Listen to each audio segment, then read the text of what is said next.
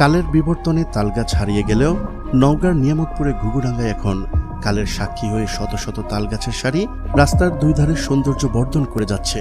শুধু তাই নয়, বাংলাদেশের সবচেয়ে দীর্ঘতম দৃষ্টিনন্দন তালগাছের সড়ক এই ঘুঘুডাঙ্গা এবং একে দিয়েছে নতুন এক পরিচিতি।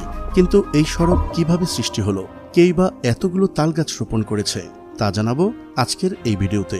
চলুন শুরু করা যাক। হাজীনগর ইউনিয়নের ছোট্ট একটি গ্রাম ঘুঘুডাঙ্গা। হাজীনগর গ্রাম থেকে ঘুঘুডাঙ্গা গ্রামে যাওয়ার পথে প্রায় ৬০০ তালগাছ দাঁড়িয়ে আছে, যাহা প্রতিদিন হাজারো বৃক্ষপ্রেমী ও ভ্রমণ পিয়াসীরা আসেন এই তালগাছ দেখতে। নিয়ামতপুর হাজীনগর ইউনিয়ন পরিষদের সাবেক চেয়ারম্যান এবং বর্তমান বাংলাদেশের খাদ্যমন্ত্রী ও নওগাঁ জেলা আওয়ামী লীগের সাধারণ সম্পাদক এবং নওগাঁ ১ আসনের সংসদ সদস্য